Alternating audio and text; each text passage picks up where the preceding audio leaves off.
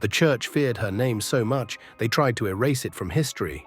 She was erased from scripture, demonized for refusing submission, feared for the power she never gave up.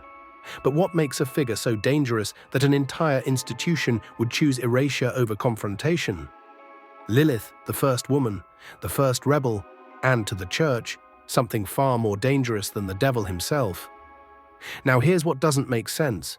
According to Christian doctrine, Satan commands legions of demons, corrupts souls, and wages eternal war against God. Yet when researchers dive into medieval church texts, they speak of Lilith with a terror reserved for no other entity, not even Lucifer himself. What could possibly make a single woman more frightening than the Prince of Darkness?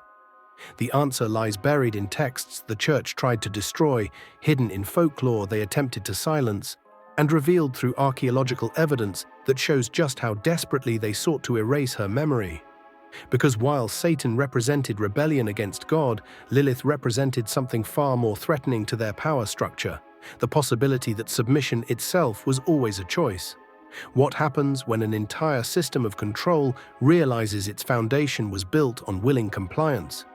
These are the stories they hoped would never see the light again, the forbidden tales that challenge everything we thought we knew.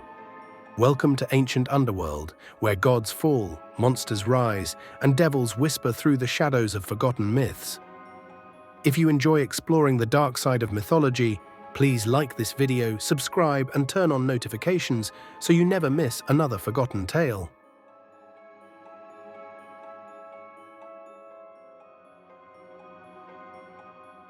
To understand why the church feared her, we need to go back to before they rewrote her story.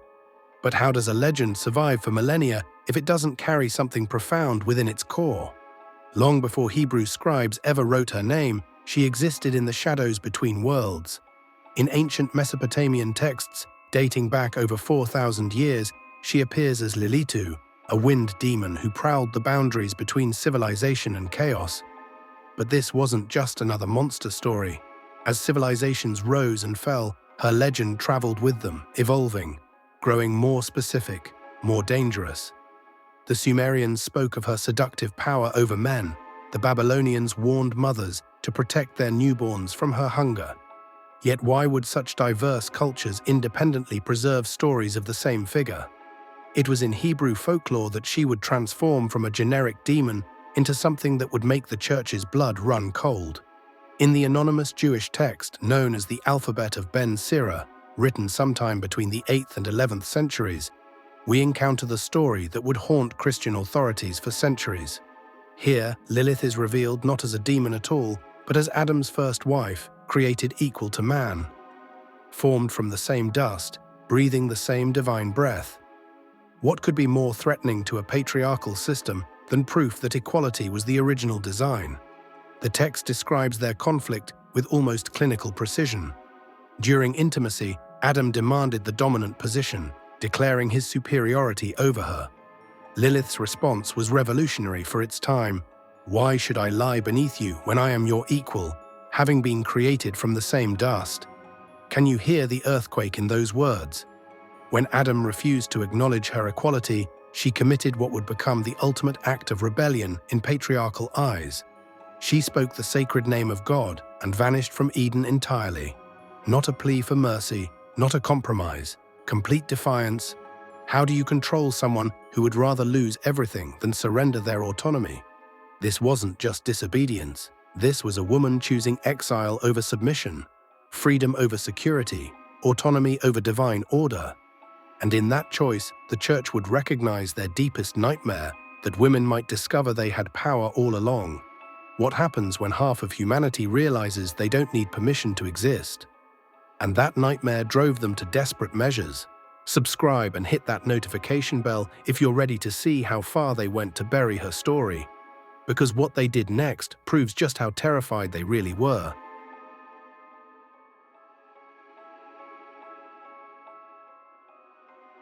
When early Christian scholars compiled what would become the biblical canon, they faced a problem that kept them awake at night. Multiple creation accounts existed in Jewish tradition, and Lilith's story was spreading through communities like wildfire. But how do you erase someone who refuses to stay buried? Their solution was surgical, complete erasure. Not a single mention of humanity's first act of feminine rebellion would survive in official scripture. But erasure wasn't enough. They needed a replacement, a counter-narrative that would serve their purposes. In Lilith's place, they elevated Eve, created from Adam's rib, literally born from his body, designed for dependence. Could the contrast be any more deliberate? Where Lilith was autonomous, Eve was derivative. Where Lilith was defiant, Eve was initially obedient. The contrast was deliberate, the message unmistakable, yet even removing her from scripture couldn't quiet the whispers. Why did the stories persist? What made her so impossible to forget? Throughout the Middle Ages, church texts began painting Lilith as something far worse than absent. They made her monstrous. Medieval grimoires describe her as the queen of demons, Satan's consort, the killer of children, and the corrupter of men. Rabbinic literature warned of her nocturnal visits to seduce the faithful and steal their souls. But here's where the church's terror becomes crystal clear. Satan, in their theology, was the enemy of God, external, obvious and defeatable through faith and prayer. What do you do when the enemy isn't coming from outside, but awakening from within? Lilith was something far more insidious. She was portrayed as the enemy of order itself, internal, seductive, working through the very desires they sought to control. She didn't assault faith from without like the devil, she awakened rebellion from within. In church teachings, Lilith became the shadow lurking behind every woman's smile, the possibility that beneath submission lay choice, beneath obedience lay power, beneath acceptance lay the terrifying option to simply walk away. How do you maintain control when your subjects discover they're only subjects by choice? She represented every wife who might question her husband's authority, every daughter who might rebel against her father's will, every woman who might discover she didn't need permission to exist. How do you fight an enemy that lives in the minds of your own followers? While Satan's rebellion was cosmic but distant, Lilith's rebellion was intimate and immediate.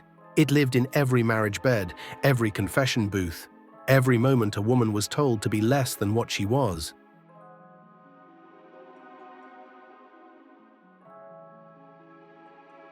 While the church demonized her in official doctrine, underground traditions preserved something else entirely.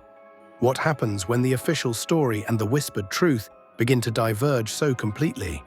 In Jewish mysticism, particularly Kabbalistic texts, Lilith appears not just as a demon, but as a force of nature, representing the untamed feminine divine that exists beyond male authority or approval.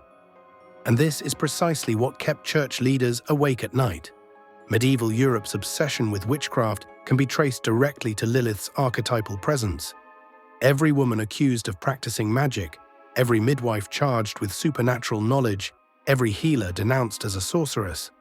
They all embodied aspects of what Lilith represented, feminine power that operated outside church control. But why were they so afraid of female healers? What made midwives so threatening? Kabbalistic tradition speaks of Lilith as ruling over the realm of night, not as Satan's subordinate, but as sovereign of her own dark kingdom. This positioning was precisely what terrified church authorities more than any demon from hell. A feminine power that didn't seek male approval or divine permission, but simply existed, autonomous and unashamed. Can you see why this would be more threatening than any external enemy? The church's portrayal of Lilith as the archetypal succubus reveals their deepest anxieties. Here was a woman who took what she wanted sexually, who used desire as power rather than submission as virtue. In a religion that positioned female sexuality as either sinful temptation or sanctified submission, Lilith represented a third option they couldn't control: autonomous pleasure, desire on her own terms. What happens to a system built on sexual control when desire becomes autonomous? Modern excavations across the Middle East continue to uncover protective amulets bearing incantations against Lilith, some dating back over 2,000 years. Their prevalence suggests that fear of her wasn't confined to scholarly texts. It permeated daily life, protected against not through institutional religion, but through folk magic that the church couldn't fully suppress. But what does it mean when people turn to folk magic instead of official religion for protection? What's fascinating is that these amulets reveal the true nature of fear. They don't protect against Lilith's evil, they protect against her influence. What does this tell us? The terror wasn't that she might harm you, but that she might inspire you, that she might whisper in your ear that submission was optional, that authority was questionable, that freedom was possible. Furthermore, archaeological evidence shows these protective charms were used by both men and women. Even women feared what Lilith represented, not because she was evil, but because she embodied the dangerous possibility of choice. The choice to leave, the choice to refuse, the choice to exist on one's own terms.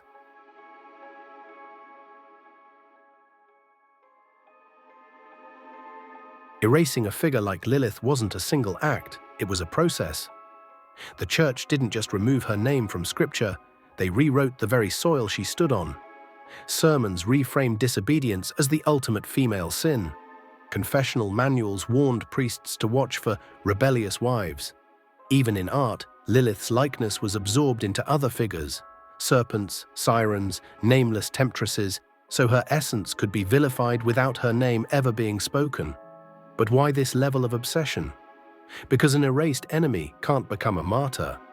If her name vanished, future generations might never know a different story existed.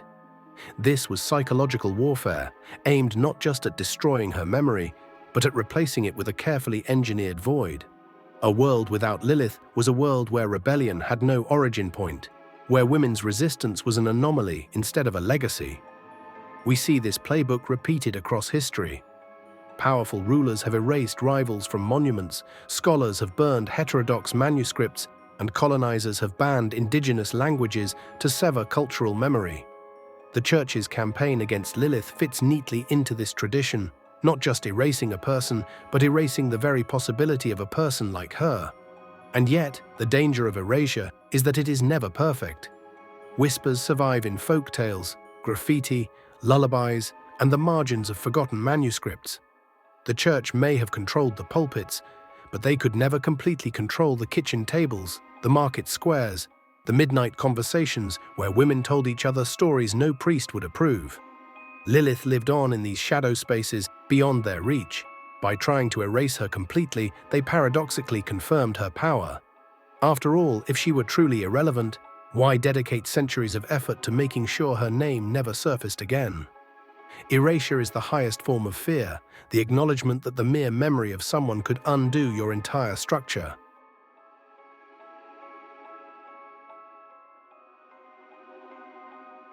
What the Church feared even more was that Lilith wasn't confined to their religion at all.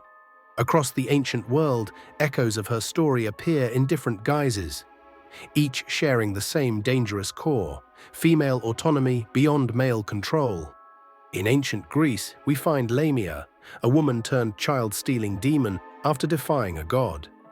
In Arabian folklore, there is the Karina, a spirit who visits sleepers at night, influencing their desires. In Hindu mythology, the Matrikas are mother goddesses with both nurturing and destructive power, feared for their independence from male authority. These figures were separated by geography and culture, yet they all embodied the same principle that made Lilith dangerous: sovereignty that answered to no one. This is why erasing her from the Bible could never erase her from history. She existed as an archetype, and archetypes migrate. They survive when names change. They reappear wearing new masks, in new myths, in lands the Church could never touch. If a farmer's daughter in medieval France had never heard the name Lilith, she might still hear a fireside story about a dark woman who defied the King of Heaven and lived free in the wilderness.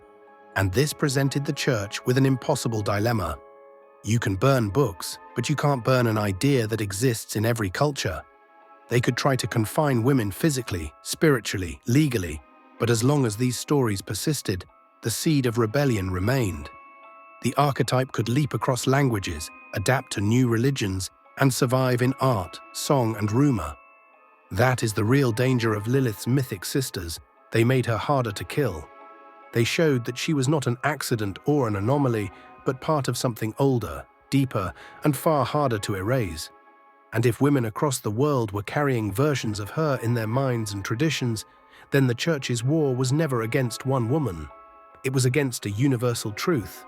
If you're beginning to see how deep this goes, how Lilith's story was part of a global pattern of suppressing dangerous women, subscribe and stay with me. Because the final pieces of her survival are hidden not in ancient tombs, but in the modern world you and I live in.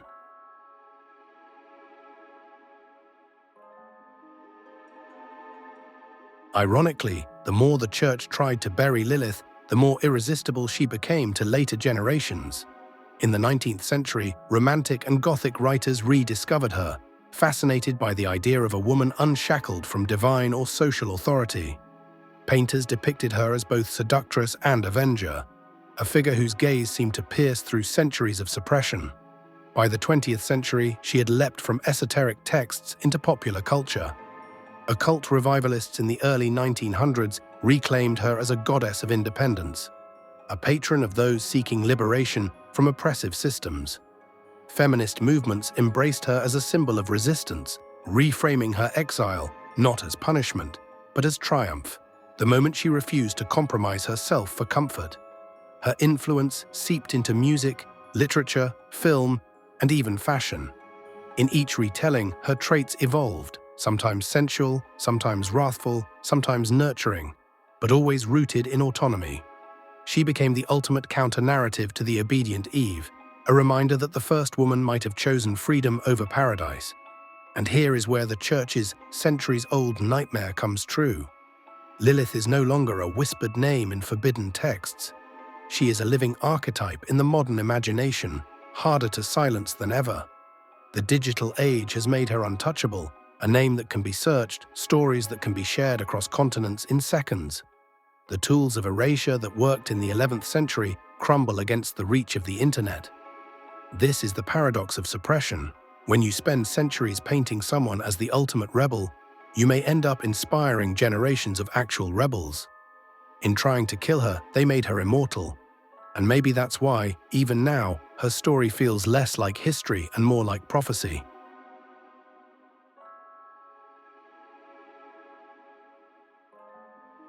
For centuries, the church's greatest victory seemed to be her disappearance. Lilith was no longer in their scriptures, no longer named in their sermons, no longer visible in the eyes of the faithful. But history has a strange way of resurrecting what power tries to bury. The more they erased her, the more she slipped into other shapes, other names, other whispered stories that kept her alive. In medieval Europe, she re-emerged in coded language among the very people the church tried to keep silent.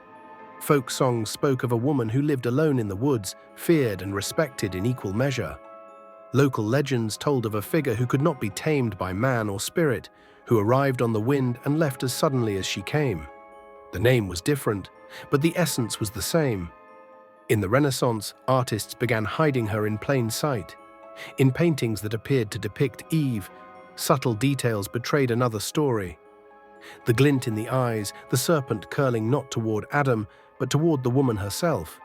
The suggestion that she was the one in control of the exchange. These were quiet acts of rebellion by creators who knew the danger of naming her, but couldn't bear to let her fade completely. Even in the age of reason, when science began to challenge the authority of the church, she found her way into literature.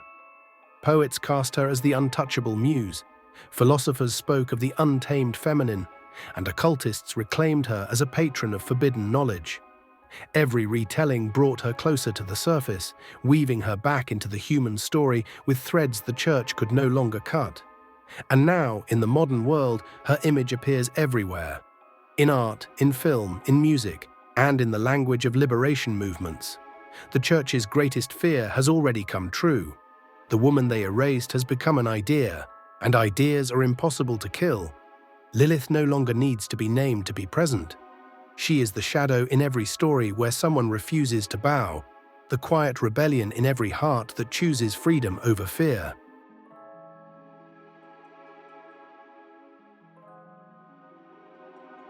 For centuries, Lilith's name was little more than a whispered curse in the shadows of history. But in recent decades, something remarkable has happened. The figure the church tried so hard to erase has been resurrected, not by accident, but by deliberate choice. What happens when the most feared woman in religious history becomes a symbol of power rather than a warning of damnation? From the 19th century onward, artists, poets, and mystics began to rediscover her. The Romantic painters gave her flowing hair, unbroken gaze, and an almost dangerous beauty, while poets like Dante Gabriel Rossetti cast her as a seductress who could not be shamed into obedience. Was this romanticism, or a quiet rebellion in its own right? After all, reimagining Lilith was an act of defiance against centuries of demonization. By the late 20th century, the feminist movement seized upon her story. Here was a woman who refused submission, who chose exile over subjugation, who claimed her own autonomy in a world designed to deny it. In feminist theology, Lilith is no longer the mother of demons. She's the mother of choice. She stands for every voice that has been silenced, every life that has been rewritten by someone else's authority. And it isn't just academic circles reviving her. In modern occultism, Lilith is invoked as a protector, a teacher, a liberator of those seeking personal transformation. Far from the monstrous figure medieval texts described, she becomes a guide through the dark, not to pull you into ruin, but to lead you through your own shadows to the other side. Could it be that the Church's greatest fear, her influence, is exactly what makes her relevant today? Her image now appears in novels, television series, even video games. Pop culture has begun weaving her back into our collective consciousness, often stripped of her old demonization. But with each retelling, she becomes harder to control, harder to define. The same freedom that frightened medieval clerics now spreads through digital platforms they could never have imagined, ensuring that she cannot be erased again. Perhaps that's the final irony. Every attempt to bury her only planted her deeper in the soil of human imagination. And now, with each retelling, she rises again. Not as a shadow lurking in fear, but as a figure standing in the open, daring the world to remember what it once tried to forget. So why did the Church fear Lilith more than the devil himself? What makes an idea more dangerous than the most powerful fallen angel in creation? Because Satan represented external evil that could be fought, defeated, and cast out through ritual and prayer, Lilith represented internal power that could be awakened, embraced, and claimed. The devil threatened souls. Lilith threatened systems.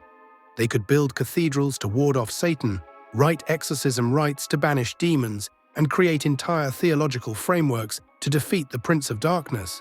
But how do you fight an idea? How do you exercise the possibility of choice? How do you banish the whisper that says you were always free?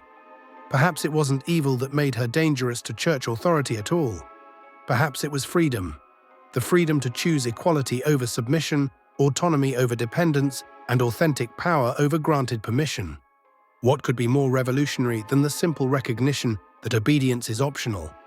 In the end, they feared her not for what she might destroy, but for what she might inspire. The Church tried to erase her, but shadows have a way of persisting. How many other figures lie buried in the archives of institutions that found truth too dangerous to preserve? Should we uncover more figures they attempted to bury in the darkness of forgotten history? Let me know in the comments below and subscribe if you're ready to explore more secrets from the ancient underworld that powerful institutions prefer to remain hidden.